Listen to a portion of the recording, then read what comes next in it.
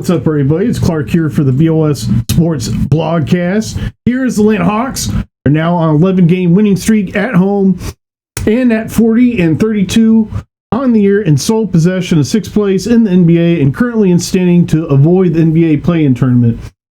To be a first-round playoff team, currently they'd match up against the Knicks. Of course, there's a lot of ball left to play. 10 games left for the Hawks, 8 against very tough opponents.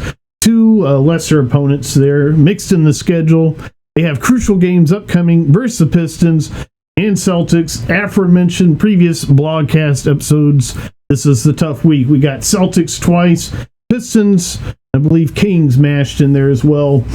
Nets also will be a little bit of relief for the Hawks in upcoming games as well. Big as well for the Atlanta Hawks after the blowout versus the Memphis Grizzlies, 146-107. The Atlanta Hawks now have a positive point differential on the year, something that can factor into standings as conference record, conference ranking, point differential. That could all be determining factors if teams remain tied at the end of the year and are also tied head-to-head. So, Major League Baseball starts today. Here we have some upcoming scores on the ticker as well. Key NBA games, 7 o'clock, Hawks-Pistons tonight. Crucial matchup as Hawks have 10 games left. Really want to avoid that play-in tournament. They could potentially, if they were to go on to continue their winning ways, potentially reach the 5th seed. In that case, they would be matched up currently versus the Cavaliers. I believe the Hawks play the Cavaliers as well down the stretch. So something to look forward to. And something to be excited about, anticipate as Hawks fans. Cavaliers, of course, they had that big trade acquiring James Harden at trade deadline. They offloaded former Hawks DeAndre Hunter on the Kings. We might see him later. Check on his injury status and post it and update it later on. But back to Major League Baseball here. Opening day today. Yankees Giants. Unfortunately, MLB put it on Netflix. Behind another paywall. I just didn't know games are going to be on Netflix here.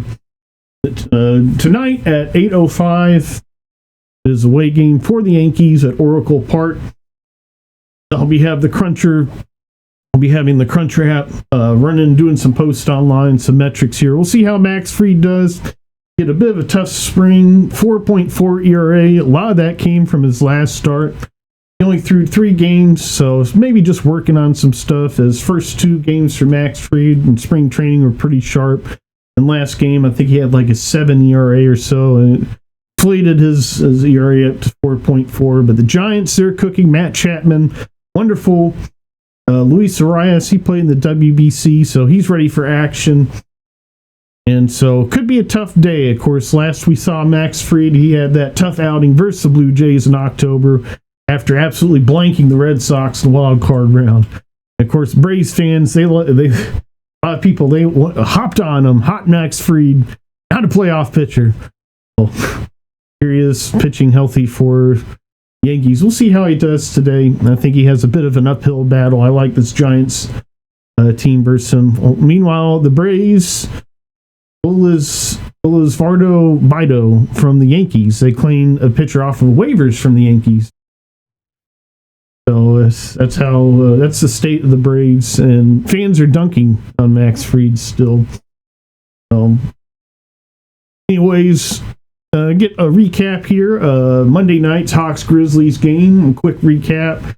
And then this episode have a full 30-team preview of Major League Baseball season, and that'll be the bulk of this episode. So, clean sweep for the Hawks Monday night, and this BOS Sports Blogcast, 3 key categories. Whether or not a basketball team wins the game, of course, has rebounding, field goal percentage, and turnovers. And today, clean sweep for the Hawks, 53.3%, 44 Hawks rebounds to Memphis Grizzlies, 34. 11 turnovers for Hawks compared to Memphis Grizzlies, 21. They really struggled, did the Grizzlies, with those turnovers. Light day here for the starters. Quinn Snyder was able to get in some rest for these starters. Key for these upcoming matchups versus the Pistons and Celtics. So we should be well rested. I believe Vucevic is still out for the Celtics. Cade Cunningham, I believe, is out for the Pistons still, as he had the very concerning injury. And hopefully he returns to play, but I believe he's going to be out tonight for the Pistons. And certainly he's hurt the Hawks in the previous matchups, including the game I went to on November 18th. Quite a tough matchup as the Pistons took the Hawks to town that game. Jaden Ivey was quite a thorn in the Hawks side. He's no longer with the Pistons. Of course, they traded him to Chicago and acquired Kevin Huerter. And I like that matchup better for the Hawks. I don't think they cooked with that trade. They kind of duplicated. They already had Duncan Robinson. They kind of duplicated him. They got another with Kevin Huerter, very similar player. So back here, this Hawks Grizzlies game, 26 points. Nickeil Alexander-Walker, just 26 minutes, highly efficient, 8 for 11, 6 assists, as he's been dazzling and absolutely been playing very well both sides of the floor lately. Onyeka Okongwu, only 20 minutes, light work for Onyeka Okongwu. Still 16 points. Jonathan Kuminga, nice game. 4 for 6 from three-point land. 16 points, 20 minutes. CJ McCollum, 22 minutes. Dyson Daniels only had to go out there 24. Corey Kispert, he got maybe a couple extra. Zachary Rizachet, maybe a couple extra, 26. Jock Landale, definitely a few extra minutes there, 21 minutes. Caleb Houston minutes. Gabe Vincent, 16 minutes. Mo Gay, he's been in the starting lineup with Jalen Johnson out.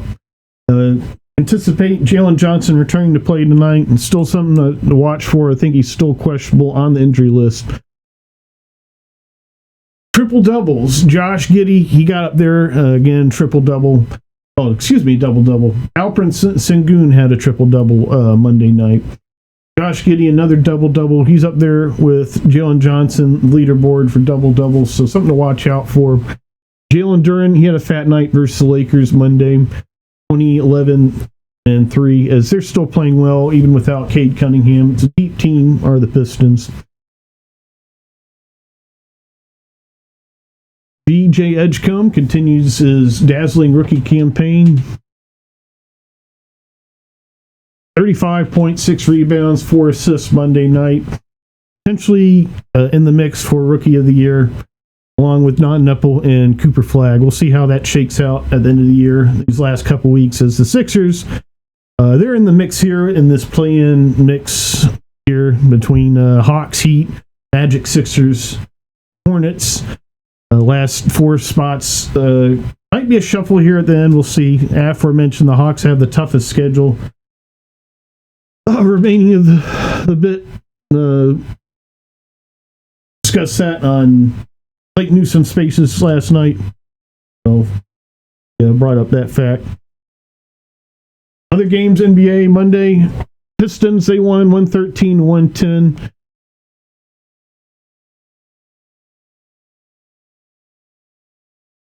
All right. Before we start with our first team here of our 30-team MLB preview,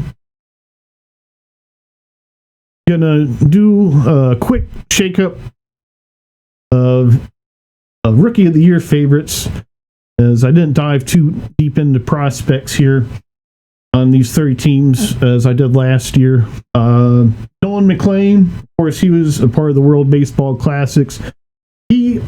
Of course, he appeared some last year for the Mets, but he still qualifies inning-wise and would be a solid and potentially one of the only pitchers on the radar for NL Rookie of the Year favorites. Some people have put out Didier Fuentes for NL Rookie of the Year favorite. He only pitched 70 innings last year. I don't see him pitching enough innings to compete with a position player like Nolan McLean. Potentially might. Who knows? He might not either. Definitely want to safeguard young pitchers and not throw them too many innings, so that might be the plan for the Mets as well, and spoil that. So Connor Griffin, prospect for the Pirates, top prospect in baseball, I believe. He's not on the opening day roster for the Pirates. Something to watch out for. I think they'll try a few hands and make a DFA with someone they potentially don't see as a fit after a few weeks. Their offense is still not very good, and I think someone will get scapegoated. And Connor Griffin will come up here late April, early May for and they'll save their service time, as surely they're as well trying to service time manipulate them as already with the Paul Skeens already looking at his final year's arbitration. So they don't want the next one to go. J.J. Weatherholt for the Cardinals on the radar as well. I believe he did make the opening day roster there for the Cardinals, so he'll have the head start. Sometimes total stats can be a heavyweight, especially if he puts in a lot of RBIs. Cardinals, they have a decent lineup. Their pitching, their staff is terrible again. I think they'll have a better year than last year, but still not even close to what other teams like Cubs and Brewers have in that division. We'll get to that. So in the AL, one more name, Sal Stewart on the Reds. Have to track if he's on the opening day roster or not for the Reds. I'll look that up and post that, or post some Cruncher stats here after we get rolling. Be posting lots of Cruncher stats if you like those Cruncher graphics. There'll be a lot of them this year. So, American League, Kevin McGonigal. He made the opening day roster for the Tigers. He'll have a head start here. Trey Savage. He did not, although he had all that usage in the postseason, those innings do not count as regular season. So, as well, I don't think the totals would have either. Have to go back and look at that. But Trey Savage, he is qualified to be a rookie this season. And he's on the opening day roster, opening day rotation for the Blue Jays. So he potentially get enough innings. And you know, if he goes on a run in that AL East, that packed, very hot offense heavy AL East, you have to consider him there for Rookie of the Year. And if Kevin McGonigal, or catcher from Royals, Carter Jensen, will be replacing Hall of Famer Salvador Perez. They're eventually at the catcher spot for the Royals. That'll be the first matchup versus the Braves. We'll see if he's in the lineup some this weekend. So, Blue Jays as well. They sign a position player out of Japan, Kazuma Akamoto. He's in the mix potentially. That's a very deep lineup. I believe he's going to be playing early on there for the Blue Jays. Get a lot of RBIs, could potentially be in the mix. Unitaka Murakami there for the White Sox. He'll be playing there every day for the White Sox. They got a young core with, of course, Ronald Acuna Jr.'s brother. He had a strong spring, did Luis Angel Acuna. So, potential, Luis Angel Acuna, I believe it's pronounced. So, potential there for Unitaka Murakami there to get a lot of RBIs early on. Build a good resume there. Cam Schlittler there for the Yankees. He had too many innings pitched. That's a name that I thought of offhand. Potential Rookie of the Year, as he'll be in the opening day rotation for the Yankees, but he pitched too many innings last year. Does not qualify. All right, Blue Jays. A lot of people are high on the Blue Jays. I think they have a little bit of a slump, as we often see teams after a World Series run. But I think they're still a bona fide wild card team, not a large slump. I see them definitely one of the top wild card spots there in the American League. 89-73. I don't see the lineup being drastically worse without Bichette. Of course, they added Akamoto. That'll be a plus for them. Dalton Varsho, absolutely hot spring. Expect him to get better. Vladimir Guerrero Jr., he's coming off the World Baseball Classic, where he felt like his team got snubbed. 4.44 average, 12.68 OPS this spring. Only one home run. Of course, he had the short spring with the World Baseball Classic. Addison Barger, he's coming along. Jesus Sanchez, he's looking to turn around with the Blue Jays. Andres Jimenez, he continues to be an on-base machine there for the Blue Jays. That lineup, one of the best in baseball. The rotation, Kevin Gausman, he continues to be good. Dylan Cease continues to be good. And after that, things get a little bit shaky. Cody Ponce is coming along for them. He had a nice spring and projected to be an opening day rotation. Eric Lauer and Max Scherzer, he has a strong spring as well. He's looking healthy as well. Packed AL East. We'll see how things shake out for them. Orioles. A lot of people are high on the Orioles this year. I'm not as high on the Orioles as others. I see them 82 and 80. I don't think they did enough with their pitching.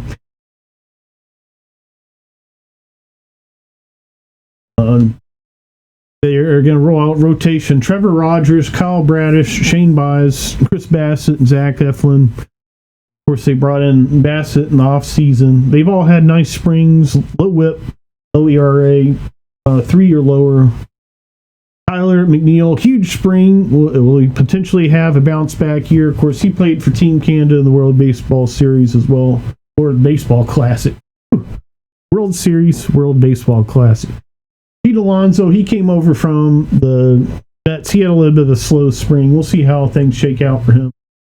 Gunnar Henderson, he's with the Team USA World Baseball Classic. A little bit limited, 26 at-bats in the spring. A little bit of struggle for him. A little bit of struggle in the WBC as well. So, see how that shakes out.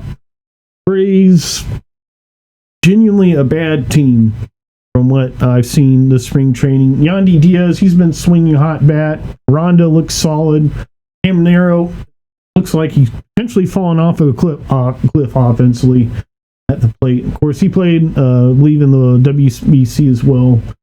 But 68 and 94, that team's really struggling. Multiple departments.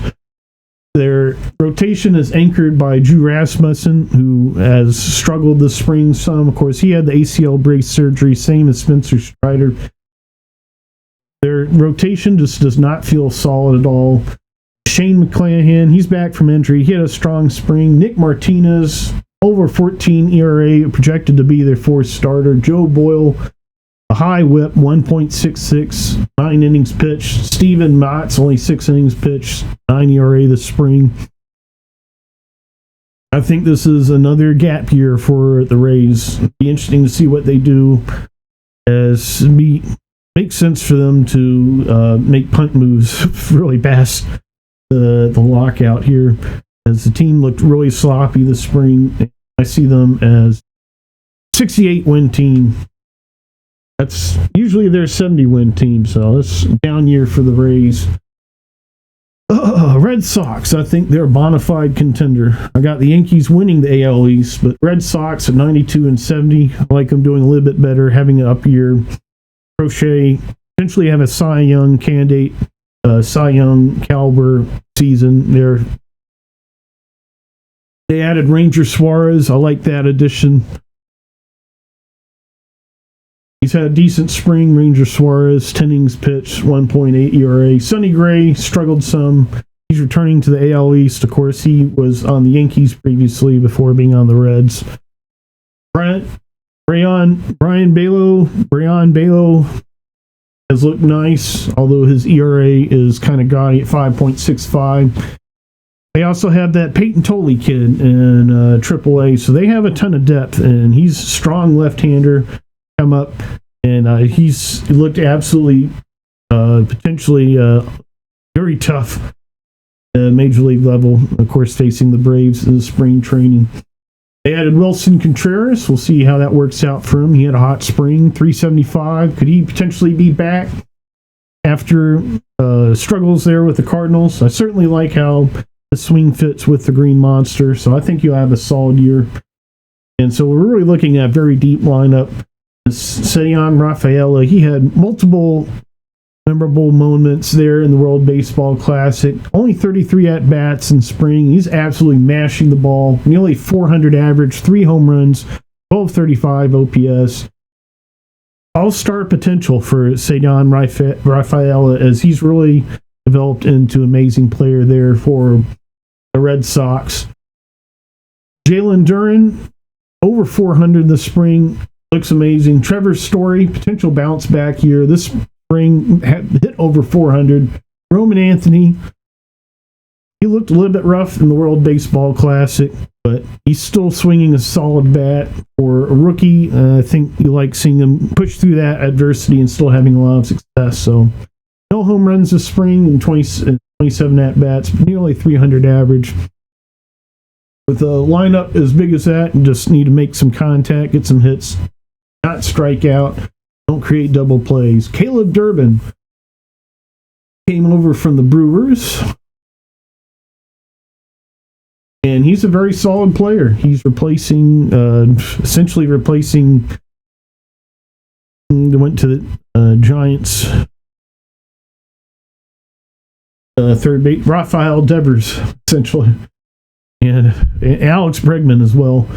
Yes, and he went to the Cubs. And now they got Caleb Durbin. But he's a very solid player. I felt like he's a little bit more of a solid utility player for the Brewers, but he's getting an everyday shot. We'll see how that goes for him. Great rotation, great lineup. I see him as a bona fide 90-win team, the Red Sox. Yankees, Luis Gil was reported by John Heyman not to be on the opening day roster. It's interesting. I think they said he's going with a 4-man rotation to start the year. Aaron Boone in his wacky ways. He's always doing something wacky like that. But it seems to work out for him, and I have favorites to win the division again, 96 and 66. He just seems to know how to put together a complete season of wins, even in this very stacked AL situation. And at some points, the Yankees are arguably much weaker than some of the other teams in some areas, such as depth of the rotation. They don't have a fifth starter. So we'll continue with the Yankees in just a second. This is BOS Sports Blogcast.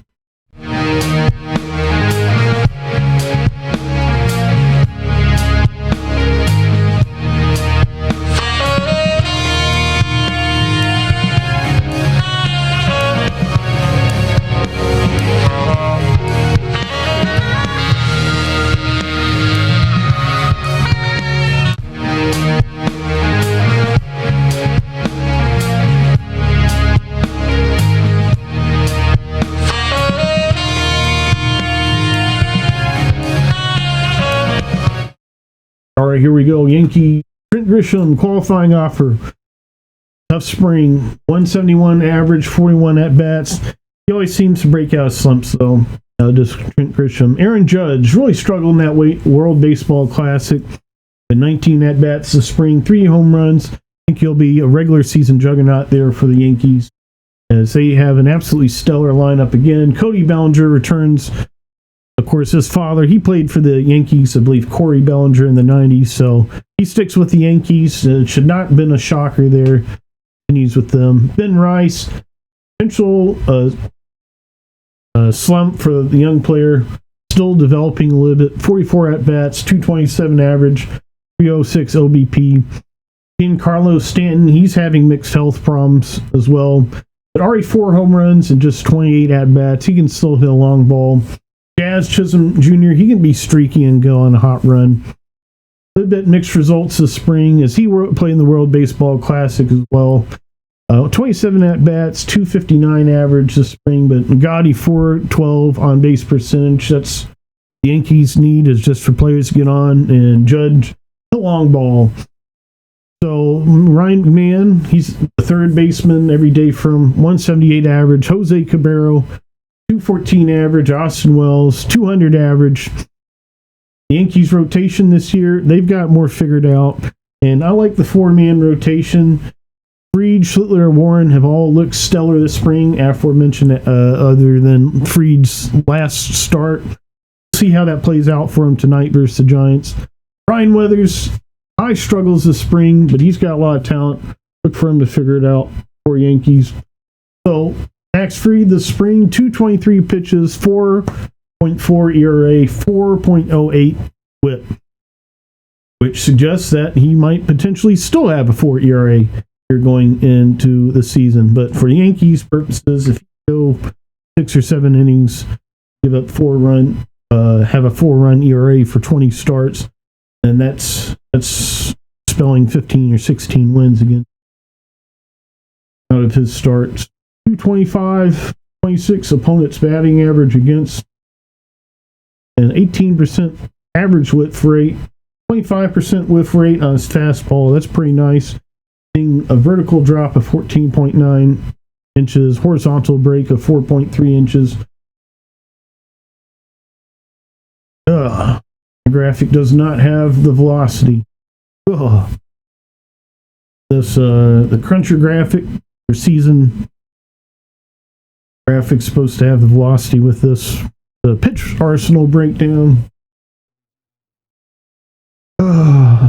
It does on the movement infographic.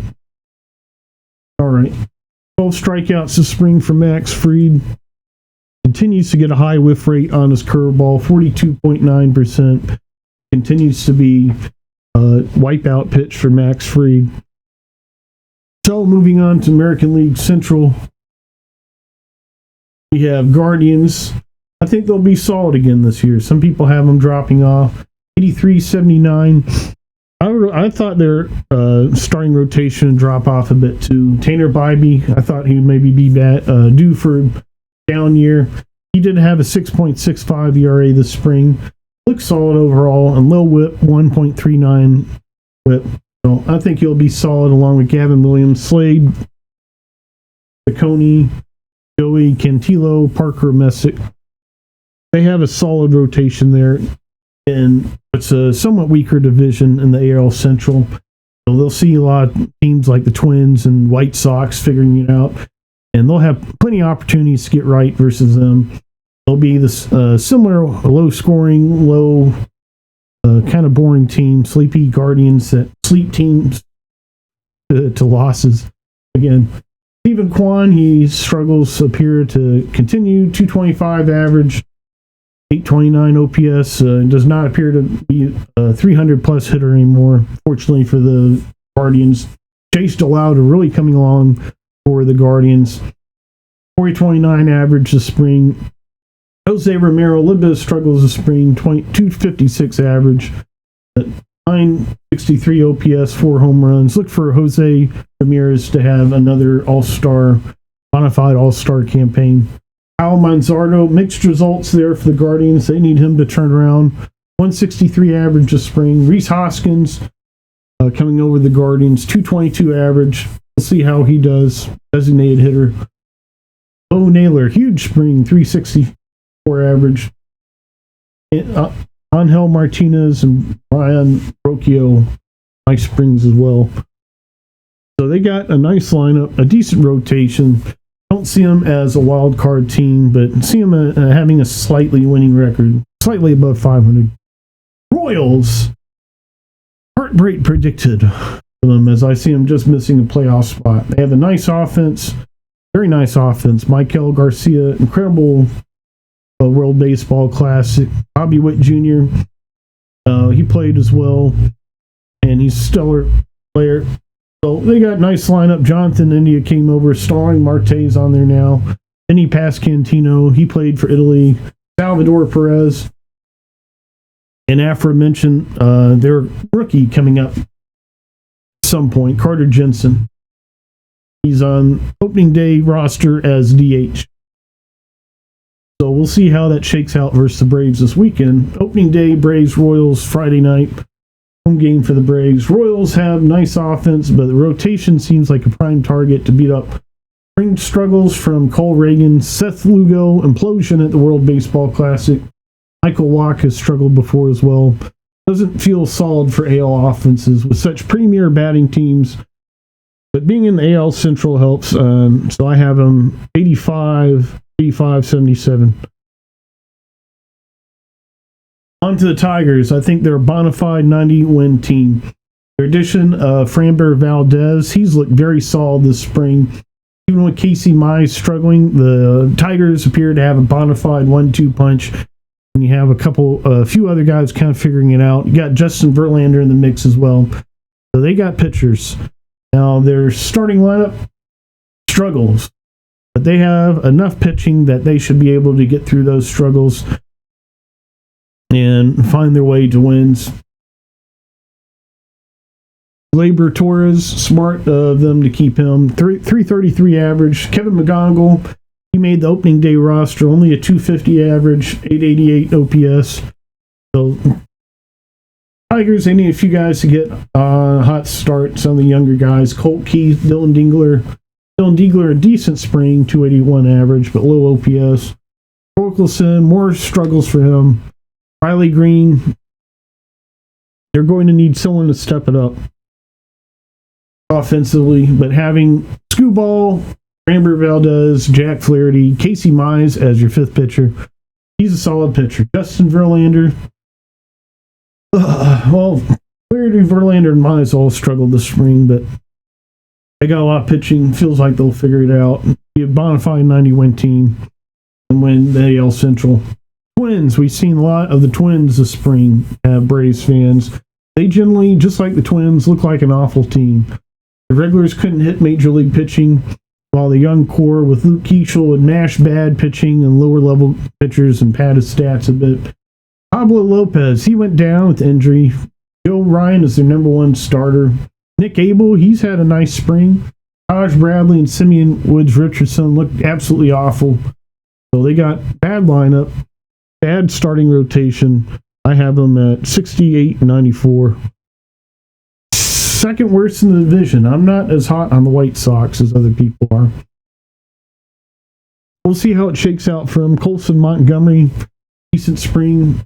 Mitaka Murakami, 76 average this spring. Numbers. Miguel Vargas, he's in there from.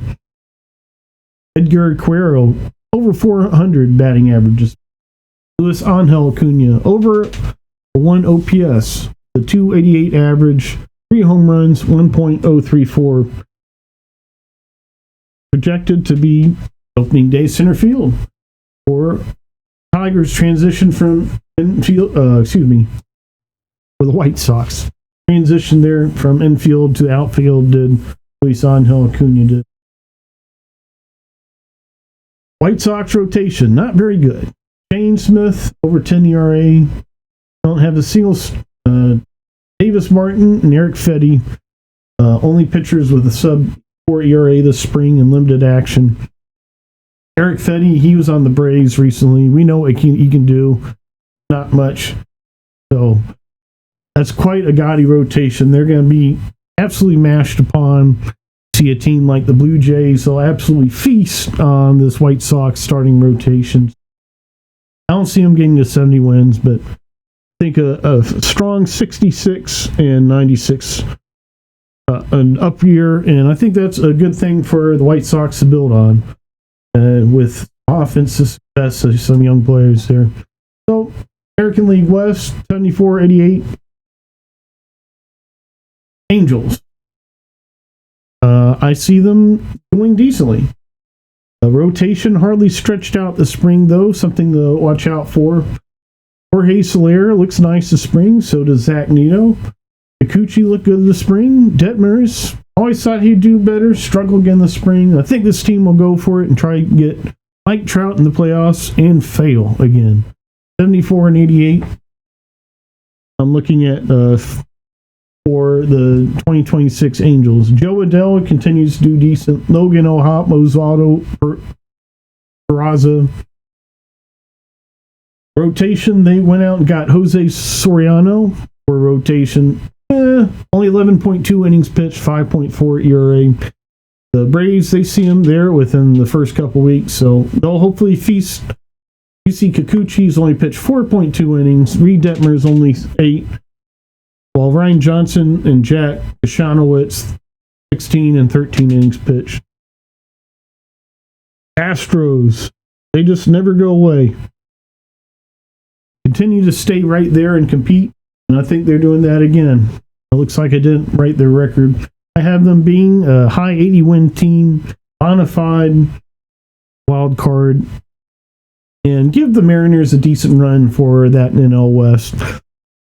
One of the weaker divisions in baseball again this year. Jose Altuve, strong spring, 343 average, continues to hold up, even being a smaller guy. Hopefully for the Braves, Ozzie Albies can see a resurgence like that. Jose Altuve's gotten a little bit of resurgence here. So Yordan Alvarez, he looks to back 393 average this spring. Carlos Correa, he's still healthy. Yanier Diaz, good spring, 303 average. Christian Walker, 256 average, 3 home runs. Looking for him to have an upshot year potentially. Jake Myers, limited action, 29 at bats, 267 average. As he comes along there, somewhat a replacement for Kyle Tucker there for the Astros. Essentially does a lot of the same things, but as a center fielder.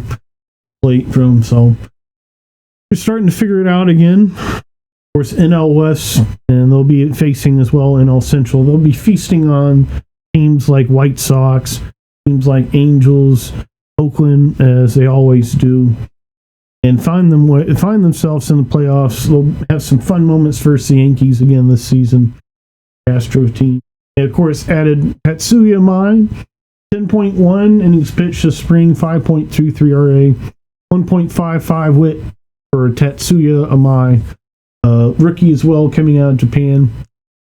We'll see how that shakes out for him. He's currently played to be their fifth starter, Lance McCullers.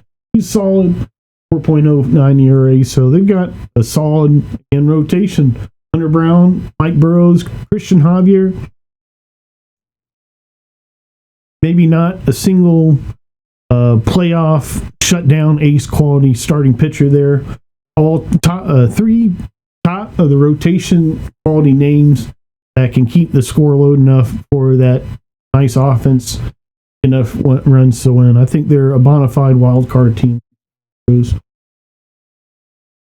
Athletics, 78-84. I see an upshot year for the Athletics.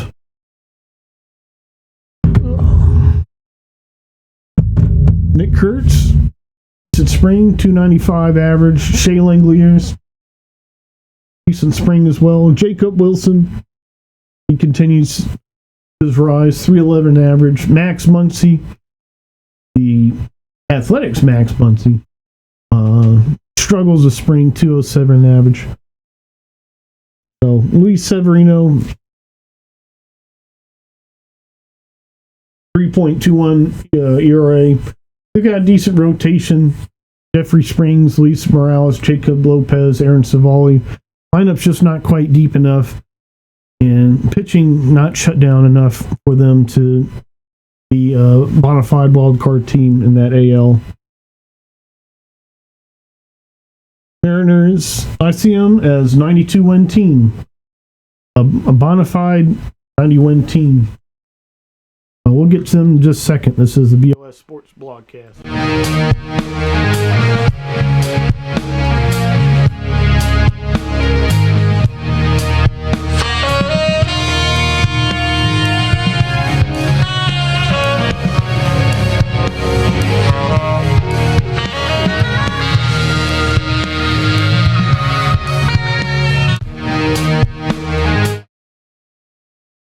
So, Brendan Donovan, third base. Cal Raleigh. Cal Raleigh a bit struggles this spring, but 3 home runs. See how it shakes out for Cal Raleigh after he hit all those home runs last year. Julio Rodriguez, 316 average. Looking for J-Rod to have bounce back year, along with Randy Arozarena. Only 29 at-bats, although he looked really strong. Only 276 average. But Randy Arozarena looked potentially back this spring, which could be huge for this already loaded lineup. They lost Jorge Polanco to the Mets, but they're still fairly loaded. Luke Raley, can he finally figure it out? He'd be in the mix with Victor Robles there in right field. Outfield there. J.P. Crawford continues a solid work, 270 average, 810 OPS. He'll continue to be a juggernaut there at the plate, feasting on these weak AL and mid AL rotations. Logan Gilbert, George Kirby, Brian Wu, Luis Castillo, Bryce Miller, one of, if not the top rotations in baseball. I'd say 1 through 5, probably the top rotation. Want to rate one rotation better elsewhere in baseball, being more of a playoff, such as maybe the Dodgers if healthy. Of course, they had that shutdown run from Yamamoto, around the 10th best pitching performance cumulative in Major League history. So, but Mariners are up there. I see them as a bona fide 90-win team. And they're going to need to figure something out there with the lineup. I feel like they're a piece away from really potentially beating the Dodgers and getting out of the American League handily, being the Blue Jays as well. See if a guy like Luke Raley steps it up for them. always been a target in my mind as one of the players they could upgrade on. So, moving on, Rangers 73-89. Lineup is janky. The prospects and stars are all struggling. Rotation made outclassed. See this being a disappointing year for the Rangers, but still have enough guys there. 73-89. Brandon Nimmo, Corey Seager, Jake Berger, White Langford, Corey Seager, 258 average, 752 OPS. That's not what we're used to from White Langford, 84 OPS, but nice average, 295. Brandon Nimmo, 282 average, 846 OPS. In world of spring trainings where you're seeing guys with 1,200, 1,300 OPS, seeing all these regulars with mid 200 average and OPS around 800 or lower. Not very positive signs for the Rangers coming out of camp here. Looks to again have a lifeless offense of your stars and regulars, your young players looking to develop and your regulars struggling has been the trend, fortunately. Jacob deGrom, he's back and healthy, 1.5 ERA this spring. We'll see if he starts off first. The Rangers versus the Phillies tomorrow. I thought perhaps Nathan Eovaldi would line up for opening day for the Phillies, but it might be Jacob deGrom. Yeah, check on that. Post that online with the Cruncher tomorrow. Cruncher stats of whoever's there. So 12 innings pitched, 1.5 ERA, 0.75 WHIP. Potentially back. Kinsey Gore, he was acquired from the Nationals. Jack Leiter, Kumar Rocker. Potentially a good rotation. I just I'm not very confident in their health and getting through the season. So, got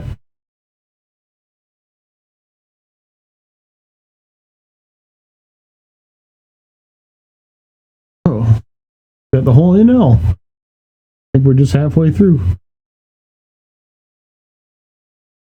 All right, this is BOS Sports Blogcast.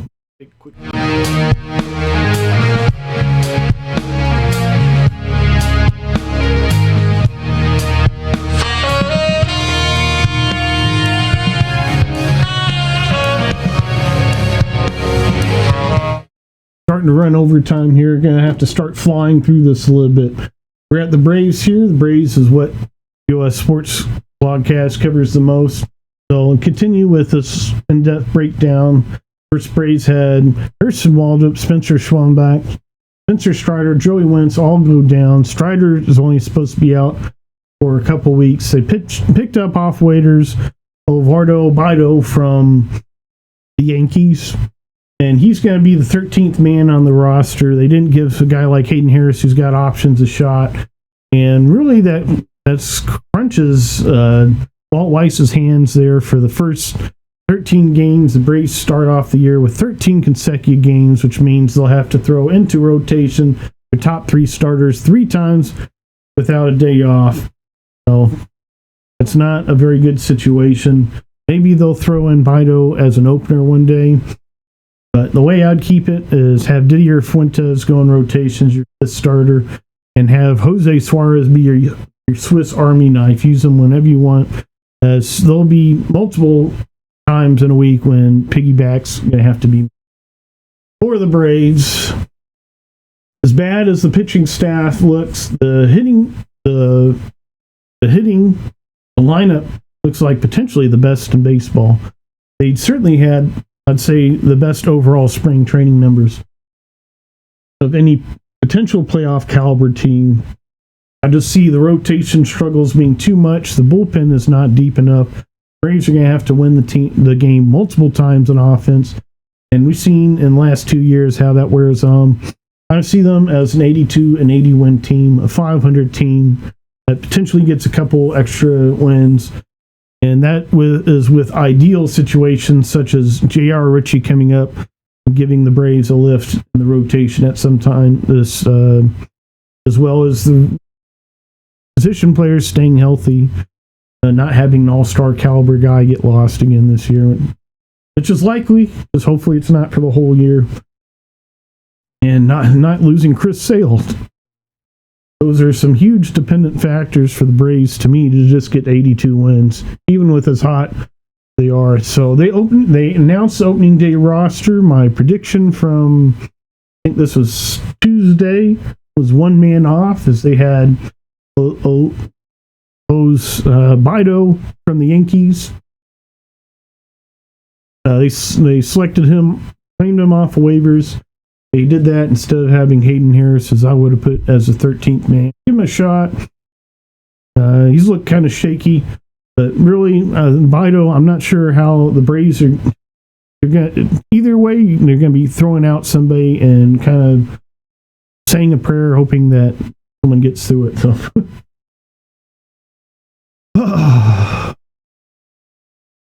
So, position players: Acuna, Matt Olson, Drake Baldwin, Austin Riley, Jonah Heim, Mike Yastrzemski, Michael Harris, Jorge Mateo, Eli White, Ozzy Albies, Mauricio Dubon, Dominic Smith. Kyle Farmer makes it.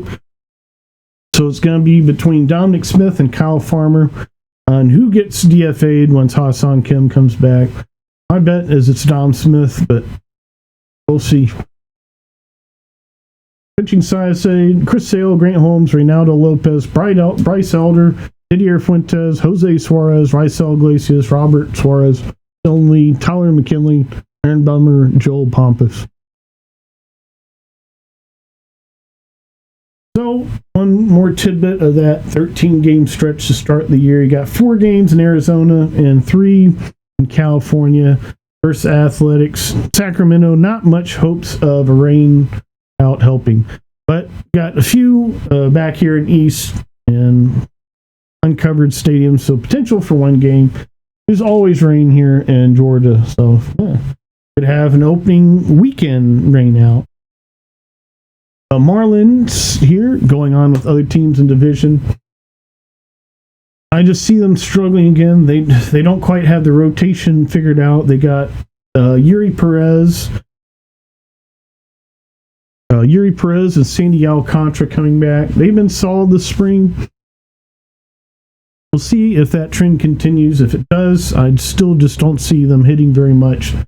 Jacob Marcy, not very flashy numbers this spring in 41 at-bats. Agustin Ramirez, decent numbers, but from the catcher position, he'll be limited in how much he can do. And the rest of the guys are just coming along with OPSs, 700-800. Batting averages, Xavier Edwards, decent, 295, 274 OPS. But the rest of the National League has a lot of pitching. National League is deep in pitching. I think this lineup is going to struggle against the deep pitching in this National League. And I think they're going to give up a decent amount of runs. It'll still be the low-scoring Marlins games we're accustomed to, but 67 and 95 I have them on you. I see them going down a bit from last year. Mets, nearly the second best rotation in the East. Very solid pitching staff. Of course, they took a huge blow losing Edwin Diaz to the Dodgers. I see them as 87-75. I like their additions of Polanco and Marcus Semien there. Luis Robert, he's had a strong spring. He might bounce back from Mets rotation. Freddie Peralta, David Peterson, Nolan McLean, Clay Holmes, Kodai Senga. Holmes and McLean, they both solid this spring and look good in the World Baseball Classic. And they're the third and fourth starters. So that's 4. We're going to have only one starter, Kodai Senga. They'll see if he can figure it out. If they might have 5 starters shoving from in rotation. And with their decent lineup, Juan Soto, he'll have his numbers this year, 30-plus, 100-plus RBIs. Right in for Soto every year he's healthy. So, Nationals moving on between Wood, Abrams, Cabert, Ruiz. They have established bona fide major league hitting and looking for them to potentially even get deeper this year with a guy like Brady House to step it up. I think they're starting to turn it around in the rebuild. It's like I did not put their record. I have them winning a low 70 games. I think after the lockout, as their Patrick Corbin, Steven Strasburg contracts get off the book, we'll start to see them adding more aggressively to this roster talent-wise. They already have some nice young players. Jake Irvin, he's their 5th starter. and he's absolutely blanked the Braves, looking like Cy Young caliber at times. There's our team with a decent lineup. Cade Cavalli, Foster Griffin, Zach Little. Nationals give him Zach Little a look, and he's looked good this spring so far. The Braves should have got Miles Michaelis coming over from the Cardinals. See how he does. He's had a good spring. He struggled in the past, but maybe he's turning around. I like the Nationals. They can hit decently, and they got a few starters and a couple guys who might turn around. So I think they'll be a low 70-win team. Trey Turner. And moving on to the Phillies. Trey Turner, nice spring. 38 at-bats, 316 average. Phillies, best rotations in NL East by far. And a lot of their regulars have looked questionable this spring. They added Adolis Garcia. Mets added Luis Robert. Braves two NL East foes adding players that did not work out for other teams. White Sox, Rangers. Andrew Painter, he's really come along for the Phillies. Looked really nice this spring. Looked really nice when he pitched versus the Braves. Only 10.1 innings pitched so far. He's figured to be in the rotation for the Phillies. Taijuan Walker is the one weak spot in that rotation. Aaron Nola, he appears to still be okay. Jesus Luzardo, he's taken a leap forward, and so has Christopher Sanchez. Zach Wheeler, probably not going to get much out of Zach Wheeler this year, or the Phillies is. Hopefully he has a healthy retirement. He was a great force for the Phillies for many years. Much respect for Zach Wheeler. All right, Brewers. Bryce Trang and Jackson Chourio looked absolutely stellar in the World Baseball Classic. William Contreras, of course, played as well. So they all had competitive baseball here in March. I expect them to start the year strong. Brewers have a good lineup, not great. Brewers have pitching on pitching on pitching. They're incredibly deep at pitching. Have a plethora of guys. Even after losing Freddie Peralta, it's almost like not even a chink of their pitching went away after that trade. So 90 and 72, I see them as a bona fide 90-win team. Mizorowski, Chad Patrick, Brandon Sproat, Kyle Harrison, Brandon Woodruff. Nice rotation there. Kyle Harrison, his struggles this spring. Cardinals, 70-92. I think the Cardinals start to turn around a little bit this year with young guys like Jay Weatherholt coming up. Mason Wynn, Ivan Herrera, Alec Burleson, Noren Goldman. I think this lineup struggles some, and the rotation is somewhat of a mess as well. I see them as a low 70-win team. Cubs, just like the Brewers, they're loaded with pitching. Pitching on pitching on pitching. They got guys they can't fit on the roster. They had marvelous springs. And so as they just have a deeper lineup than they got Michael Conforto. He struggled last year with the Dodgers, but he's here now and hitting ninth for the Cubs behind Dansby Swanson. They picked up Alex Bregman as well this offseason. Just a star-studded deep lineup here for the Cubs. One of the best in baseball, I'd argue. So Pirates, 78-80. I see them as a bona fide 90-win team, the Cubs, 92 and 70, winners of NL Central. Pirates, 78-84. I don't buy the playoff caliber hype with this team. They just look like the same old sleepy Pirates offense this spring. I think they will give disappointing and bad run support for Paul Skeens starts, and then have, of course, the good hitting days when they're facing the lesser opponent. Pitching-wise, where they'll get some offensive numbers, but of course, their rotation is fairly deep. Mitch Keller, Bubba Chandler, they're solid pitchers themselves. Braxton, Ashcraft, Jose Urquidy, solid spring numbers as well. See how it shakes out for them. All of them are stretched out and ready to go. Decent five-man rotation. Problem I see with the Pirates is hitting for the most part still. Reds. Good pitching, good lineup. It's not good enough to overtake what the Cubs or Brewers have. Somewhat similar situation to Pirates. Of course, the Pirates, they added Marcell Ozuna. The Reds, they added Eugenio Suarez. They both got power right-handed sluggers added in the lineup. And it'll be fun to watch Eugenio Suarez there at the Cincinnati Great American Ballpark.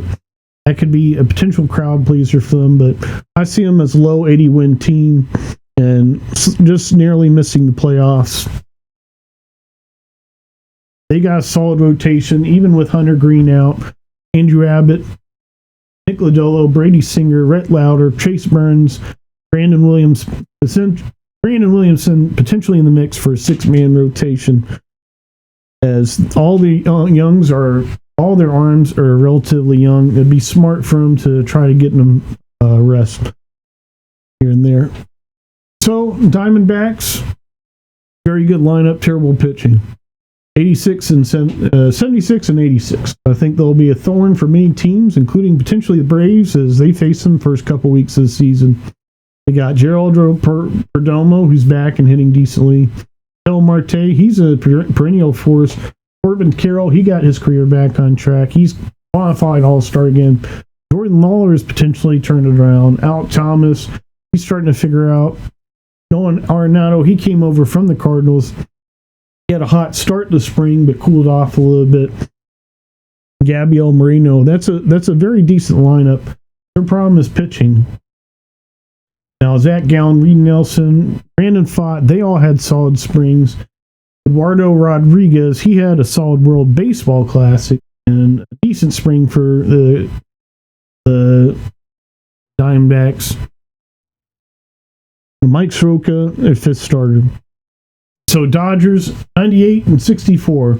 They don't have to win 100 games, and they certainly could, but I think they'll just kind of fish out some games they did last year.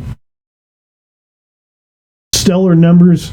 Freddie Freeman's contact numbers and just 33 at-bats this season look absolutely insane. Something like a 12-degree average launch angle for Freddie Freeman. That's translating into a 424 average, 1149 OPS the spring for the Dodgers. If he continues to be that perennial contact force, keep him in that 2-hole there for Dodgers, as you'll always have Shohei Ohtani in front of him getting on base, and Freddie Freeman will be driving him in. Then you got Will Smith, Max Muncy, so you can get a home run. Kyle Tucker in the mix as well after that to really ramp up and get a crooked number for the Dodgers. So for them, it's really fun and easy to get Reds. It's a quick, simple equation. Other lineups got question mark. Rotation.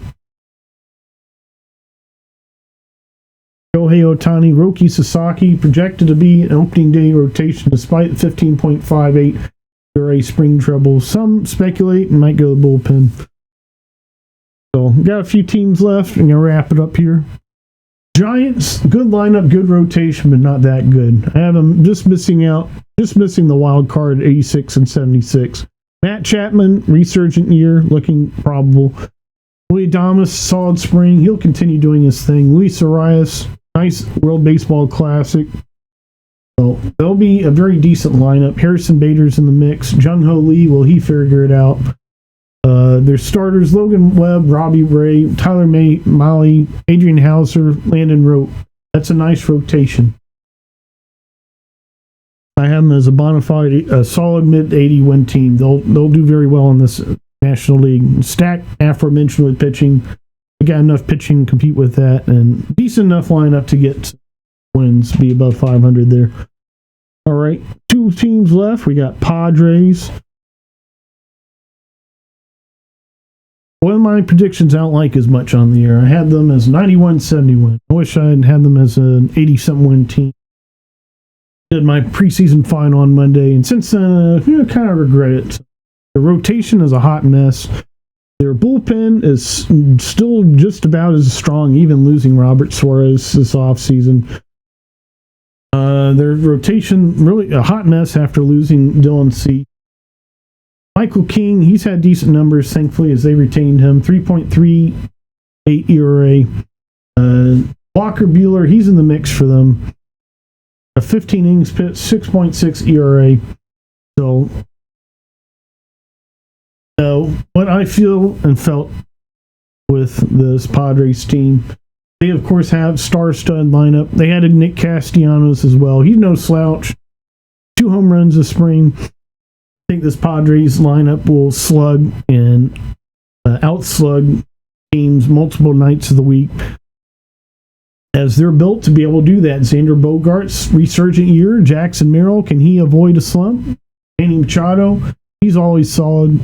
Fernando Tatis Jr., modified all-star. Ramon Laureano, he's gearing up to have another solid season. So, all right, we're to our last team. I didn't even cover this team last year. I am this year. Dreaded Rockies, 55-107. Bad lineup, bad rotation. One of the best divisions in baseball, and National League has teams that can do at least one pitching or hitting at an elite level. They will struggle to win 55 games. It will be ugly for the Rockies. Will they potentially look for more sale moves? I'm not sure what they could do. They could potentially offer Brandon Doyle, Phil Tovar, Jake McCarthy, as they got nothing in pitching. Mike Lorenzen, Kyle Freeland, decent numbers this. So, the exciting season, of course, have the new app, the MLB Cruncher, putting out some infographics, handy infographics, very hopeful for analytics and helping to understand, and analytics certainly help predictions as well. So continue putting that stuff out there. Eventually, I'll make the Cruncher purchasable by subscription for a very low fee once I get all the kinks out. So thanks for listening to this episode of BOS Sports Blogcast. Be sure to listen to future episodes, and we'll see you next week.